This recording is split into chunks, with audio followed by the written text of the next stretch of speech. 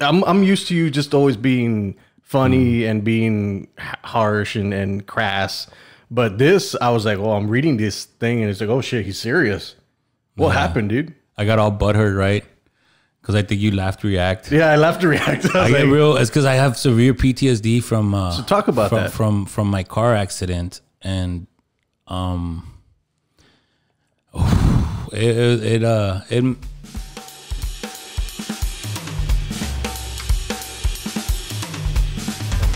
Welcome to the Joshua Maroles podcast.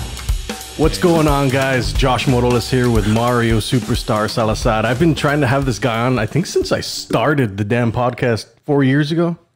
Yeah. Before that, we had you were on the show with Vinny D, which was First Round on Me, which I produced. But now it's all about me. So Yeah. So right before we get into the podcast, of course, I want to thank my sponsors. This is the first time All about Josh. This is the first time I have sponsors on, and to the people I reached out to, they were like really fast to be like, yes, I'm going to jump on that. It's pretty cool to have people that have been following you for years and will jump on anything that you do, because I've lost clients because of the podcast. It's crazy. Really? We'll talk about that in a bit. But McAllen Valley Roofing, man, they're I know the owner very well. Brian McSteen, stand-up guy. I've been following him for years. I see the way he treats his customers. I see the way he treats his employees. And he's definitely an entrepreneur that I follow all the time for advice. I'll reach out to him and he'll give me so much information. But the way he runs his business is how I'm really interested in running the way I do things. And it's grown so much.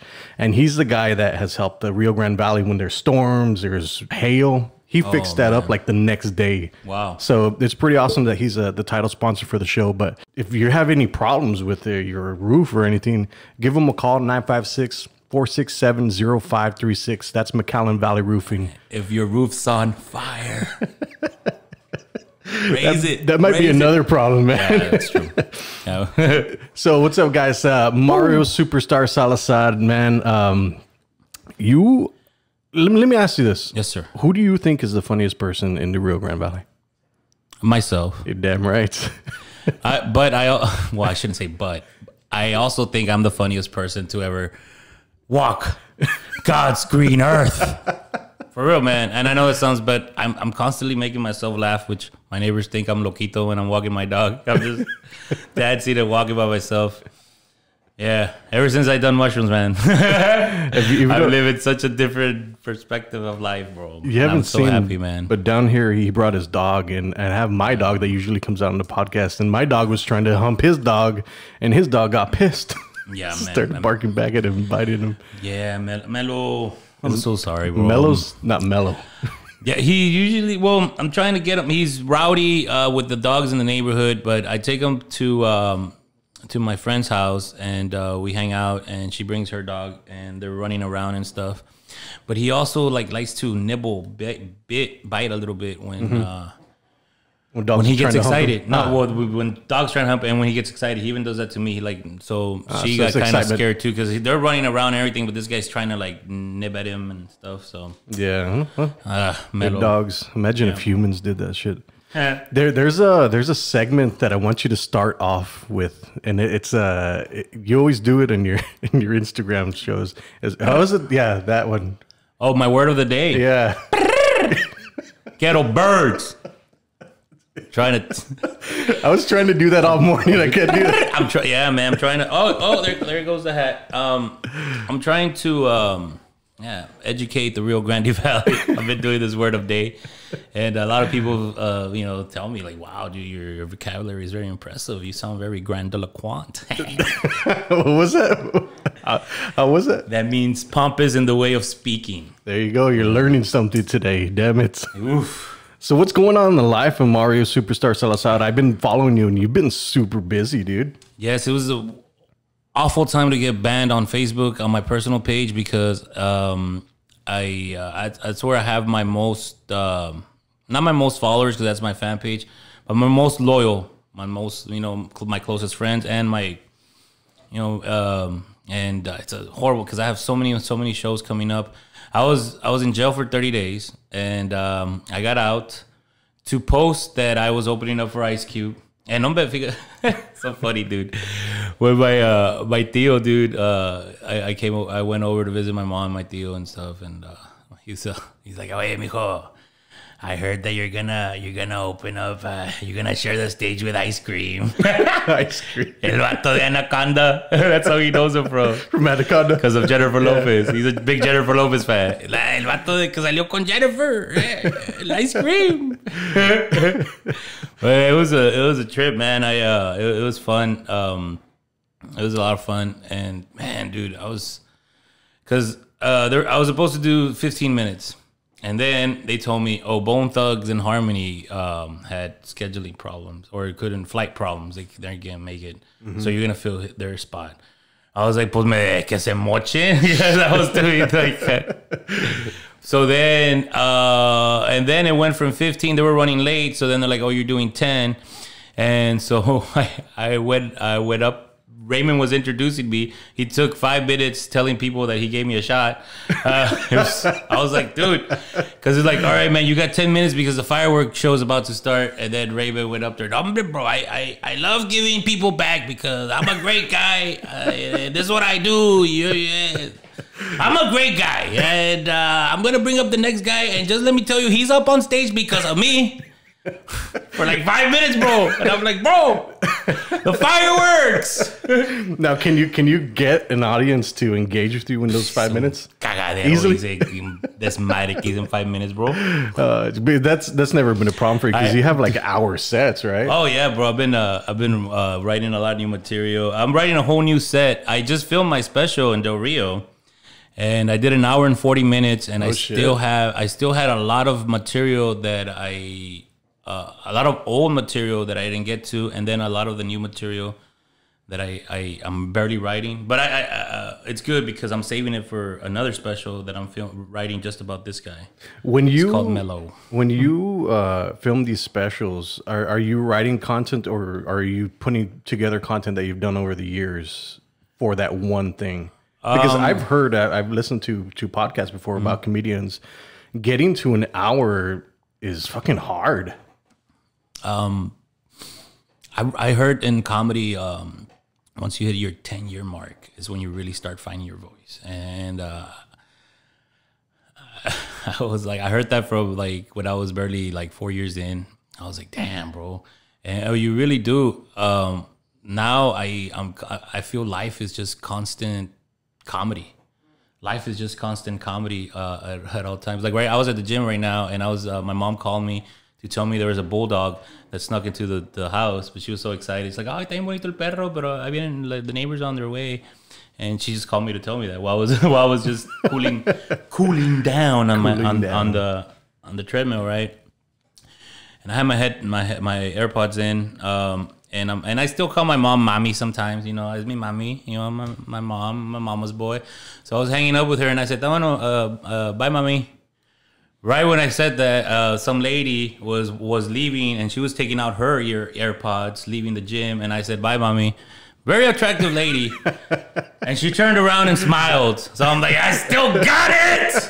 Woo! Yeah.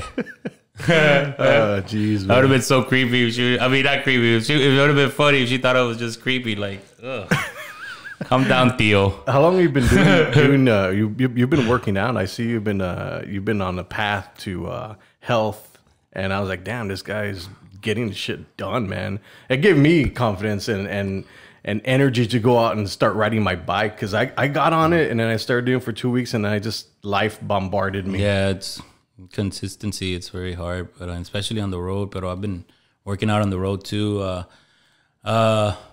Yeah, I was doing really good before the apocalypse. Mm-hmm. Raymond got married on April 1st, and then the next day I was like, yeah, man, I'm gonna hit it hard, bro. I'm gonna hit it hard. I had told Raymond, I was like, your wedding's gonna be my last like chingon meal for a while. And then right off the bat, I lost like 50 pounds in like 4 or 5 months. I was hitting it hard, and then I kind of plateaued but stayed consistent. And at my heaviest, I was at 387 when On April 1st, 2019, when I started working out again, I was I was maybe like 350. Okay. So then, started working out Chingon style. By August of 2020, I was already, August of 2019, I was already under 300. Wow. And it was hard with the rope, but I kept it consistent y todo. But I would still have a lot of cheat days, and I wasn't, taking. Well, it's very hard to do that stuff on the road. Yeah, right? it is on the road. Period, because it's very easy to just like stop at fucking McDonald's and boom, easy, boom. Yeah. When the world got shut down, I was at 290, and then the stage was taken away from me. I realized I'm also a food addict, man. Yeah. Besides being an alcoholic and a cocaine addict, I just indulge in stuff, bro. And you don't drink, eating though, right? No, just indulge in stuff, bro. I just love it. Dude, I don't drink no more. I gave up drinking. When the apocalypse or the pandemic happened, I started gaining weight because the stage was gone, and the stage and the laughter replaces a lot of those vices that are bad for me, right? So I didn't want to go back to drugging. I didn't want to go back to drinking. So naturally, and I was just so isolated. It's just me and Mello, who has made himself very comfortable. I told you he's Mello. Yeah, once we got trying to hump him, once dogs are trying to take his manhood or his doghood.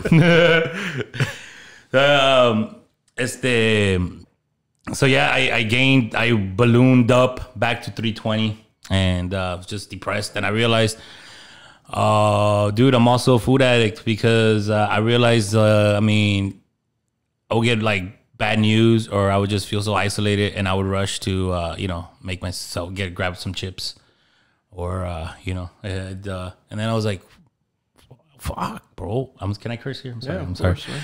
I was like, you know what, man? Like, I want to completely change my lifestyle.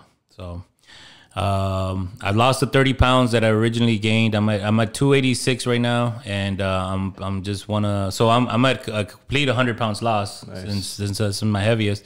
I want to go for another 100. My weight in the Marine Corps was 180, so I want to see if I can hit that. Badass, man. So yeah, man, I've been hitting it hard at the gym, man, and bien chato ahí, dando inspirational quotes, man. Ahí.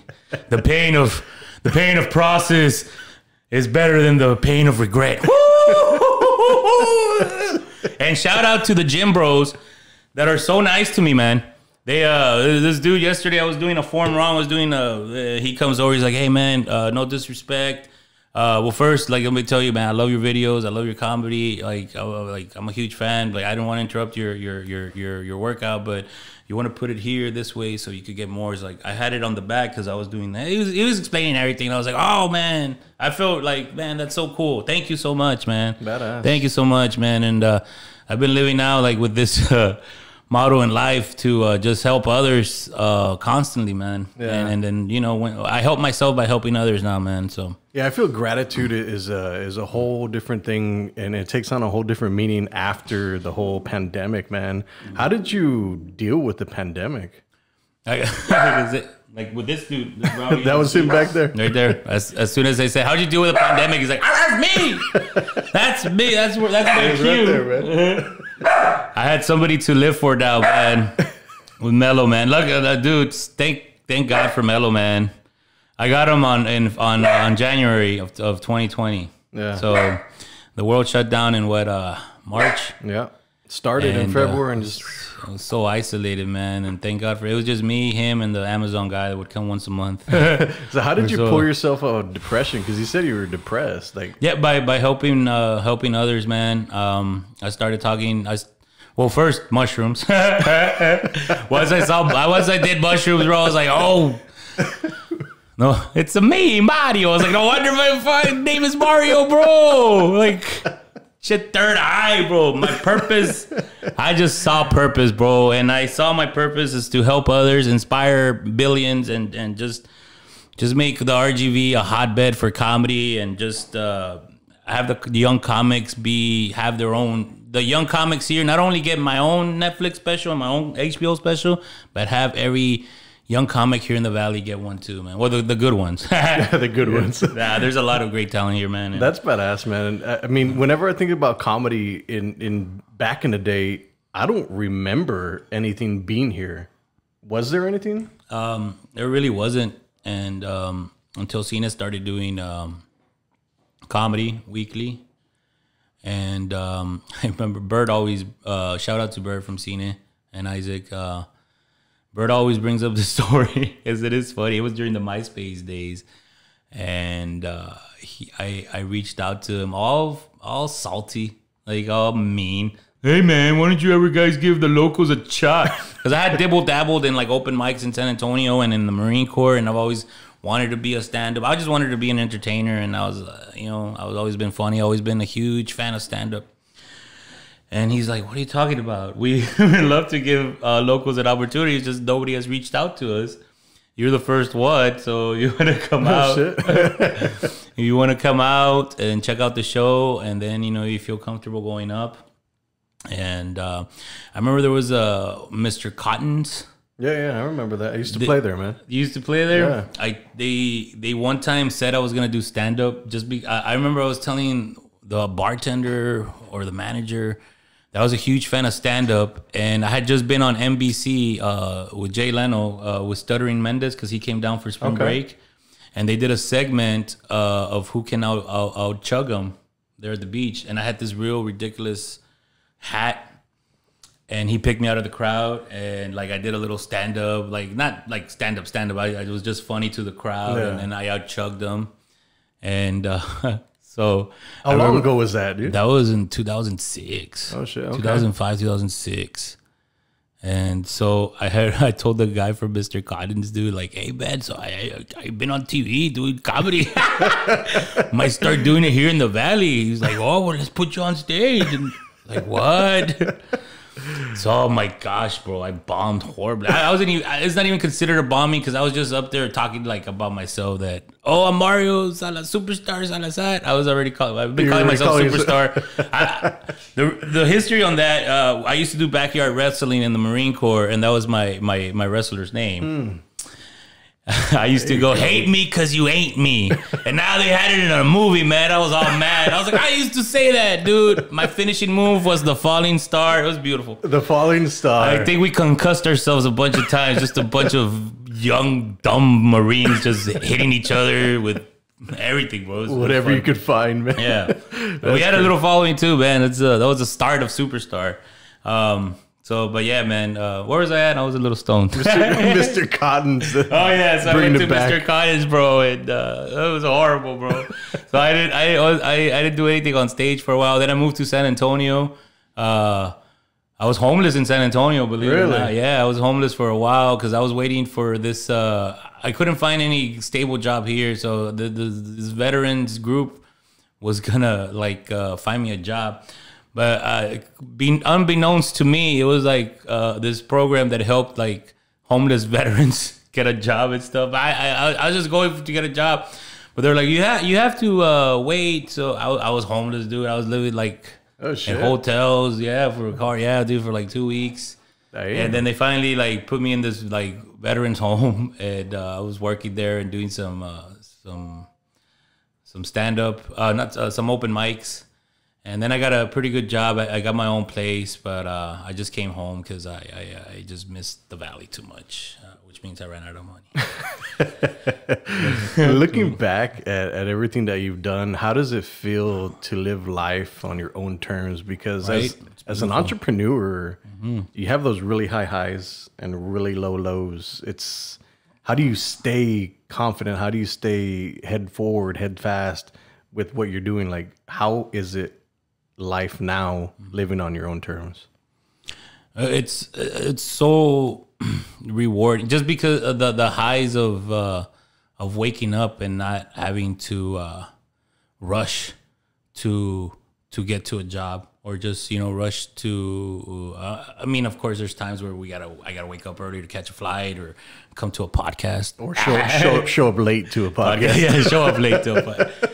But I'm so happy that I'm late to a podcast because I was at the gym and stuff like that, not because I was like hungover and stuff like that anymore, man. So that makes So yeah, no, just I as cliche as it sounds, bro. I wake up, like super blessed. The first thing I do is like I look at myself in the mirror and say I am blessed. I honestly do that. Before I go to bed, I always write down my affirmations too, and then I wake up and I look in the mirror, and then I open the door to my room and I go, "Come here, my noble steed."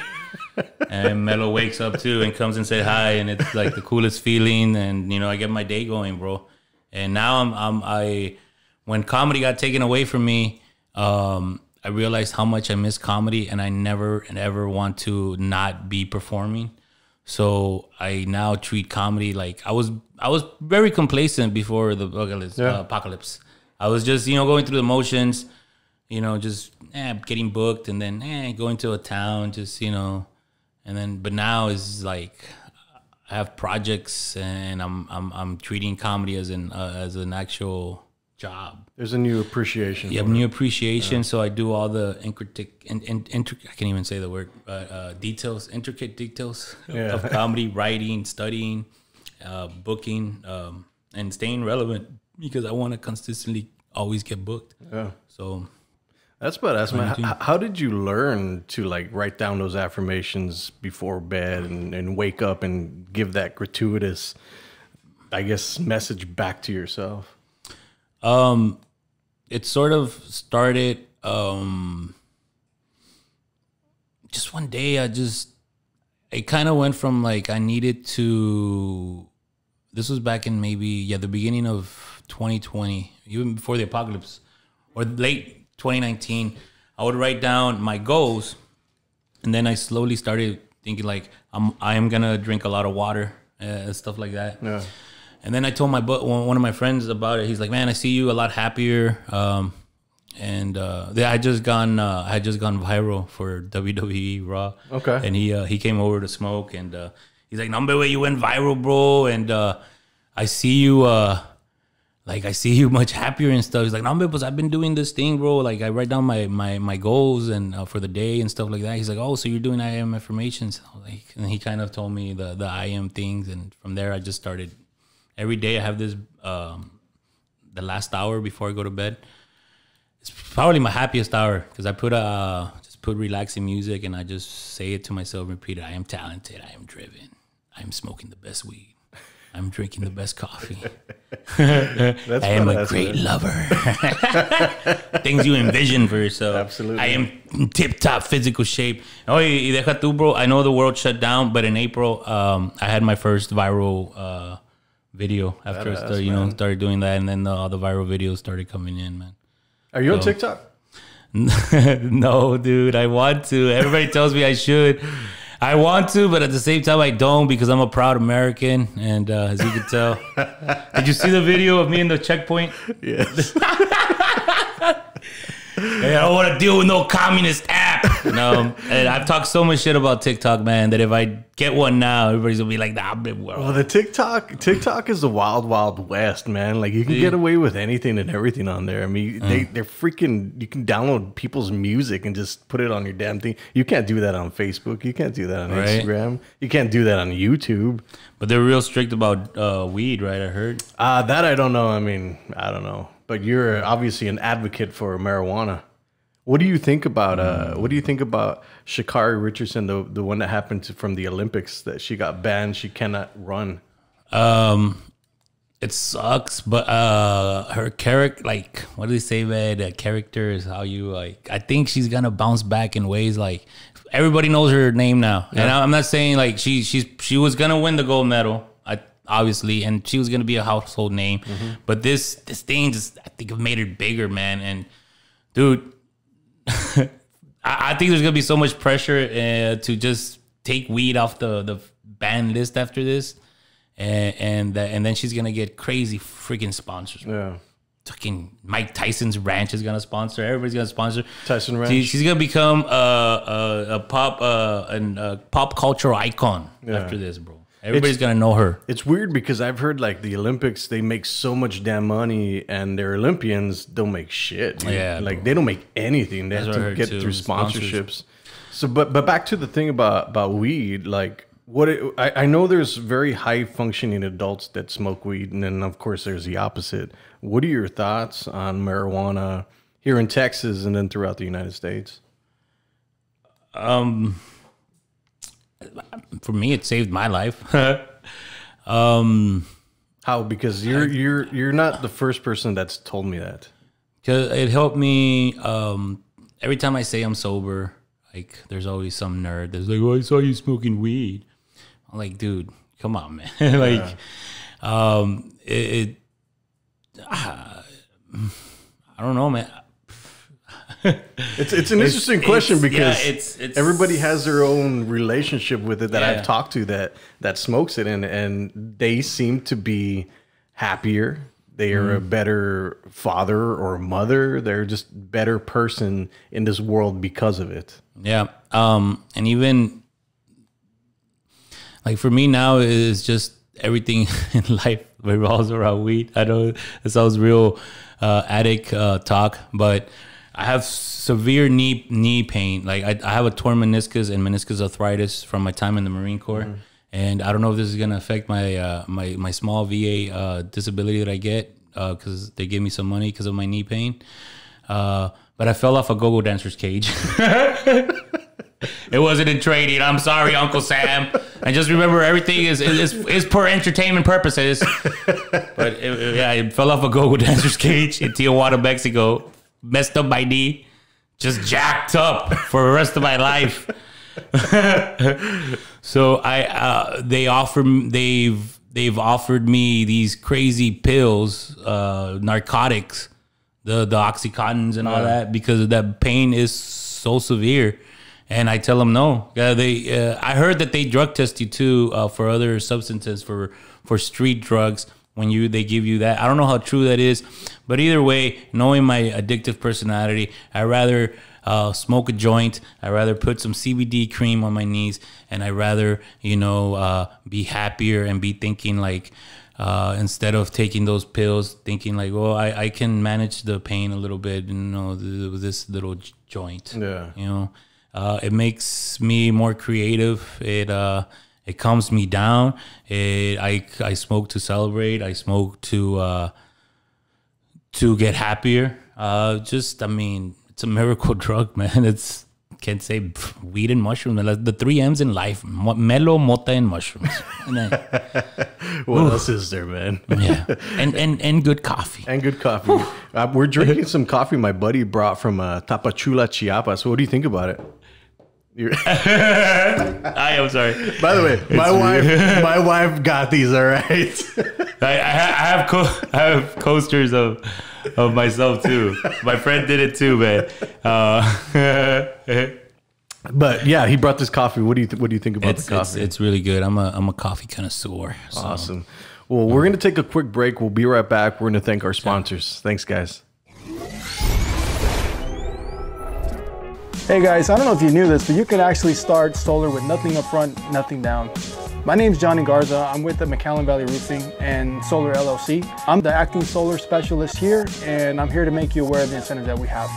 To give you an example, I had a customer come in and they wanted a roof. The roof was going to cost $12,000 to $14,000.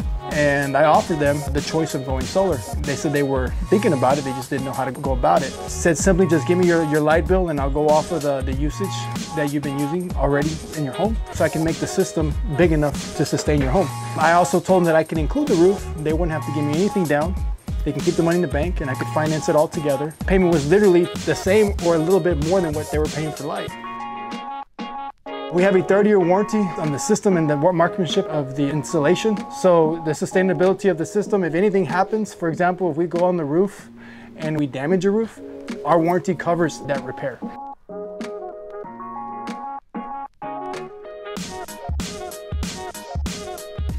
So just call the number down below and Dana will answer and take care of you just like family.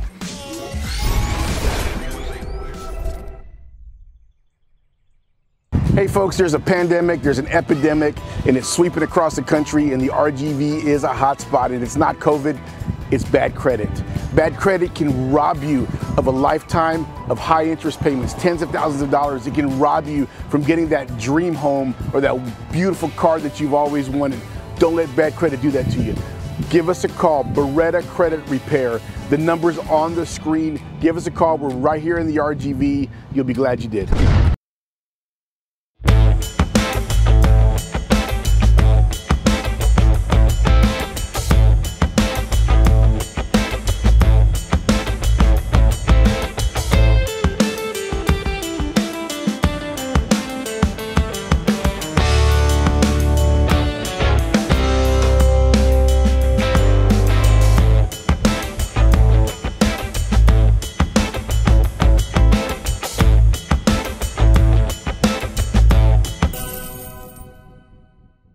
Welcome back to the Josh Morales podcast. My good buddy here, Mario Superstar. We've worked together on some comedy shows here in Uptown McAllen. I remember reaching out to you years ago and say, hey, North McAllen needs some comedy. And you're like, yeah, whatever.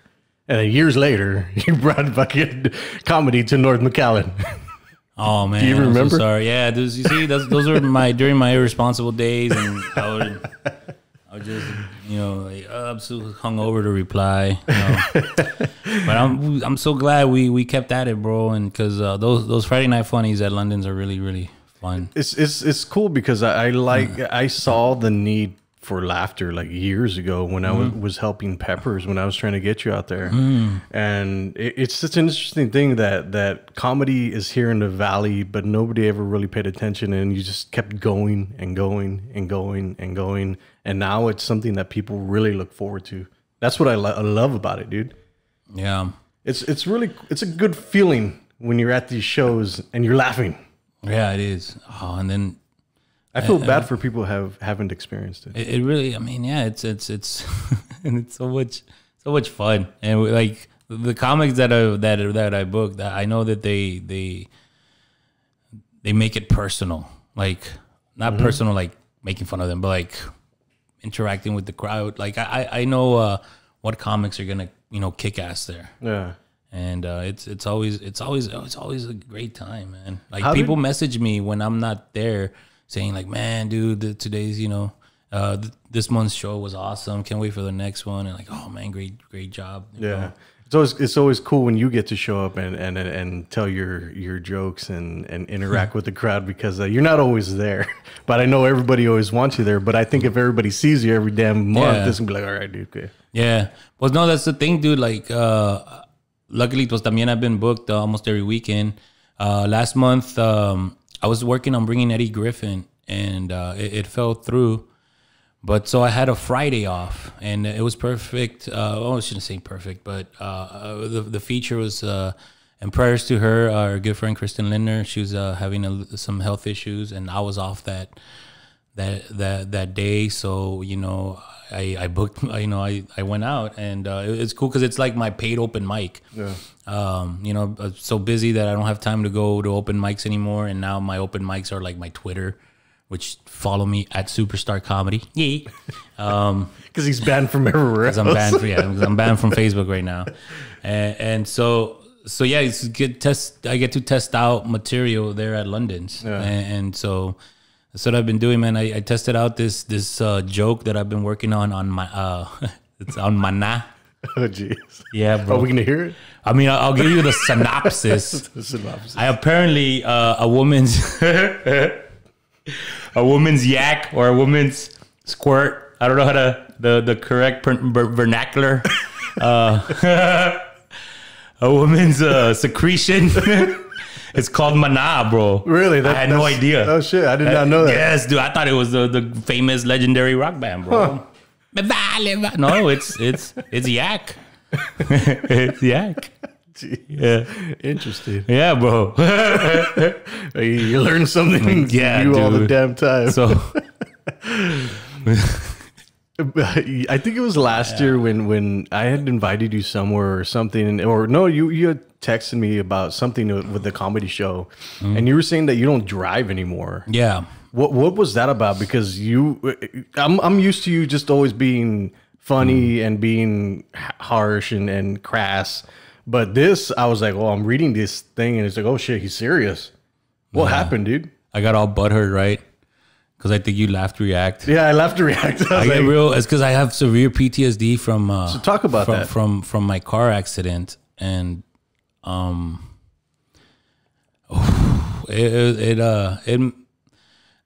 I have to. I'm still not comfortable driving long periods like in the expressway. I had to go yesterday to Harlingen. I have a truck, but I try not to drive around too much. But I'm getting more comfortable now. I started. My friend, she really like yesterday I texted her that I'm going to Harlingen and I'm super nervous, and she's like, "You'll be fine. You're protected by God." And she's like. And I know it was just Harlingen, but for me it was a big deal. Yeah. And I can tell you having a hard time talking about it. What happened? On April of 2014, I was they called me up to do a show on a Monday at the Comedy Club in San Antonio, and I had just got in a new car. And I had gotten a little Hyundai Elantra 2012, and it was a 2-year-old car. Like for me, that was pretty baller stuff at the time. So I had my, I was like, man, for real, man, do the Comedy Club on a Monday. Let's go, man. So I go out there, man. I'm driving. I remember I'm singing along. And the song "Patience" from Guns N' Roses. That's why now I love that song, but now I have a hard time hearing it sometimes because it brings me it triggers my what happened. PTSD. Yeah. So this truck, this semi, side swiped me. I guess the guy was on his phone or falling asleep, so it kind of pushed me off the road, and I was going pretty fast too. I think I was going like 85. So I lost control of the car, and I went in like 80 miles per hour into a tree, bro. By Tree Rivers. The car just completely demolished. I think my girth saved me because I didn't eject for that. I was wearing my seatbelt too, but it just cut me I was so bruised up, really, really jacked up. The adrenaline, I got out, dude. I shit you not, man. I got out. I had so much. I was messed up, dude. People, like 4 or 5 cars, they saw how bad the car was, and so they pulled over to help me, and I staggered out of the car, dude, just bleeding and just all messed up. And the first thought was one of my first thought was, I wonder if I could still make the show. Wow, that's what fucking came to my head, dude. Wow. I wonder if I could make the show. And then I tried walking, and I saw how painful it was to walk, and the people were like, "Just lay down, man." And I was like, "Yeah, I'm really fucking hurt." But I had so much adrenaline at first, but then after a while, I was like, "Oh my god, my whole body hurts." I was fucked up. They took me to the Alice Hospital, and I just remember going in and out, man, and my sister and my mom coming, and I was there for about 3 or 4 days. They wanted to keep me an extra day, but on Friday, I had a show at the Civic Center with Raymond and Rock and Roll James called The Valley Kings of Comedy. And I told them, I'm ready to go, man. I was still all bruised up and everything. My ankles were swollen, just more cankles than usual. I couldn't even put on my shoes, man, and I was still pretty banged up, but I made it to the show. Wow, I made it to the show, and again, dude, I can't stand for long periods of time, so I'm waiting backstage for Rock and Roll James to introduce me, and then he decides to do like a 10-minute bit, and I'm there like in so much pain, like apúrale, way. He finally brings me out, man, and the reception of the crowd, just gave me so much fucking energy that day and that night, man. It was one of my proudest moments as a comic that I went out, dude, after almost dying on insane, Monday, dude. And then performing on Friday. Straight out of my childhood best friend, Joshi, man. He picked me up from the hospital and drove me back. He lives in Corpus now, so he drove to Alice, picked me up, and drove me to the show. And wow. He was just he's like, "Are you sure you're gonna do this, man?" I was like, "Yeah, man, I have to, man." So that was pretty cool. And then, so the recovery of that was pretty bad, man. That's when I was at my heaviest, man, to 2015, because all of 2014 I was just so depressed because of that car accident, man. My drinking went up again, and just just eating, man, just eating, drinking, and just not really progressing as a comic at that time, man. Just because I was still so shooked up about that thing. Instead of like making me realize, and I should have, and I'm sorry, God, that life is so precious. You know, I took it the wrong way, and I was like, man, you know, pues chingam, fucking. My life sucks, dude. I'm all jacked up. My knees are all messed up because of the falling from a go-go dancer's cage, and now this car accident. And I'm all fat, and you know, I'm just gonna be the same stagnant. Like, so it was a bad time in my life, bro. And so so yeah, man. The driving just really scares me sometimes, man. But I'm poco a poco, man. Slowly. It seems like it because I saw you driving. I was like, this guy doesn't drive, dude. I was like, shit, he drove to the podcast, man. How awesome is that, dude? That's crazy, man. But yeah, dude, I think that's one of the things that people don't talk about like at all is PTSD. And I know there's so many people that go through it, and I don't know if this is going to be some therapeutic thing for you after getting it off your chest, but I hope it is. I mean, I hope it really is, man. Helps. Like, not that many people know. Yeah, they know like my miraculous show that Friday got out of the hospital, and it's such a cool fucking story. Like, oh, he was in the hospital for almost died in this car accident, the car totaled, and then he made it to the show all banged up. That's fucking cool. But the other part of it is what I haven't really told anybody till now. How fucking shitty I got afterwards, man. And you know, I've been. I was going through, and then, pues, you know, I picked myself up and I started doing better. But then the apocalypse hit, and that shit started all over again, man. All that isolation, all that depression, all that feeling of you know, worthlessness, man. And it's a shitty feeling, man. But what got me through it, mushrooms, and talking about it, talking about it. Now I won't shut the fuck up, man. I know women are attracted to the strong, silent, stoic type, and I just can't shut the fuck up. But yeah, man. So talking about and helping others, man. I started. I was a shitty Marine, man. I'll admit it. I saw some of my Marine brothers at my comedy taping. And they told me how proud they are of me, and because they used to remember how I used to fucking party, man. I was bad, bro. Just fucking. Everybody loved me. I was everybody's drunk little brother that like you can't help but love, but you're like at the same time, this motherfucker's gonna kill himself, dude. I went to Japanese jail. I was causing international race wars, fights. Like, I got this big old fight against Mexicans and Puerto Ricans one time. I got everybody all fighting. Dude, I was a mess. I love my Puerto Rican brothers. International level, man. Yes, bro. It's crazy how life happens, huh? Yeah. It's a very strange thing that we're all going through, and that's why I really love the podcast style or the podcast format, because it goes on, and it can go on for 45 minutes or an hour. And I think after a certain time frame is when people are real. Yeah. And that's what I love about this thing, is because it's a conversation. Yeah, absolutely, bro. And so I was a shitty Marine. So now, then I went through my bouts of depression. After my car accident, I didn't even know it was depression. When I was at the apocalypse, just stuck at home, I started reading up like, man, dude, I would never wake up just fucking worthless before. Like, so then I started reading up on it, and I was like, man, dude, like, I'm depressed right now. So started talking, I started helping other veterans. And now, since I was such a shitty Marine, now I want to be the best veteran possible. I want to help veterans, dude. At a show, I'm always telling people like, hey, if you know, if your brother, sister, if you know, cousin, friend was a veteran, and you know they could use, you know, just someone to talk to, I give them my Instagram, give them my number, tell them to hit me up, give them my Facebook, tell them to message me.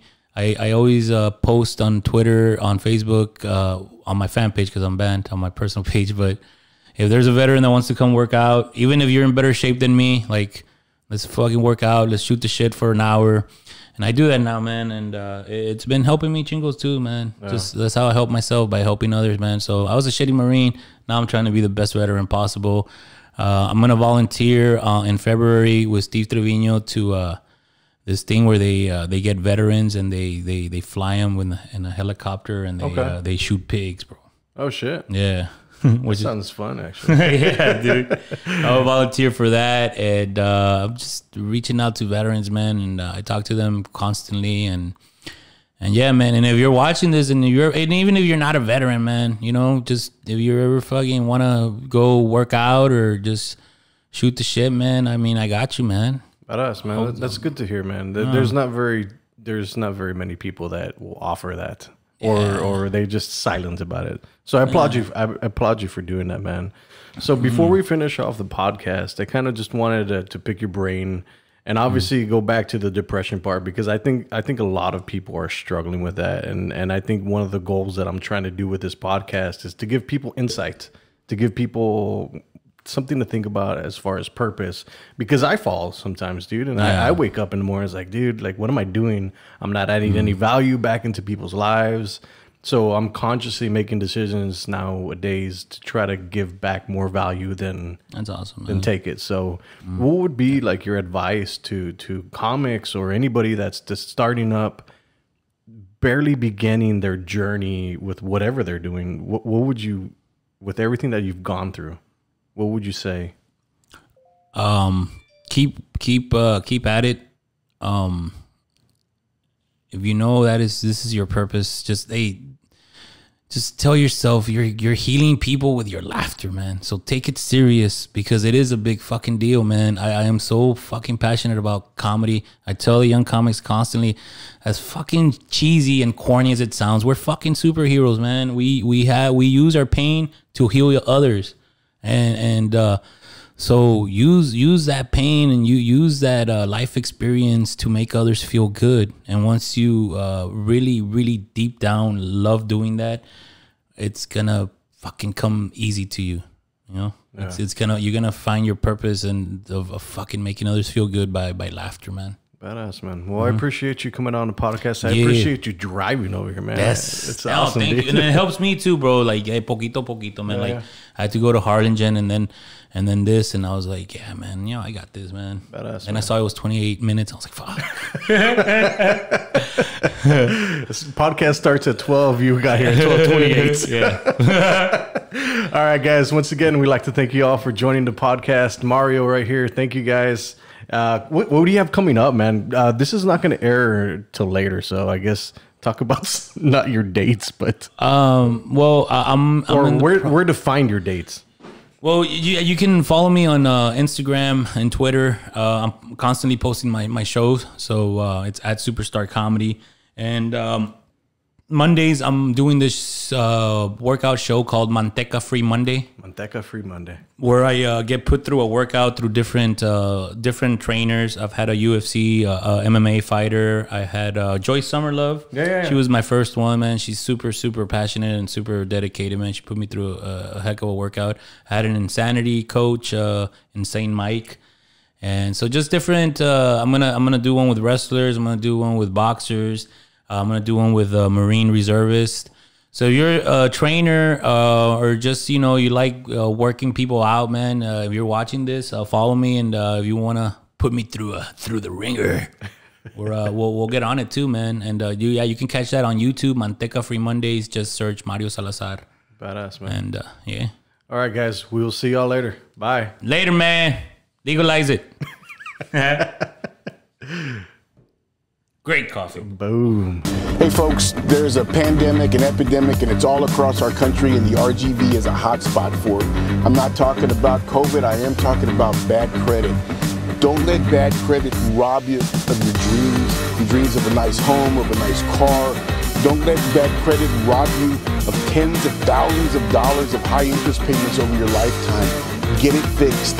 Give us a call, Beretta Credit Repair.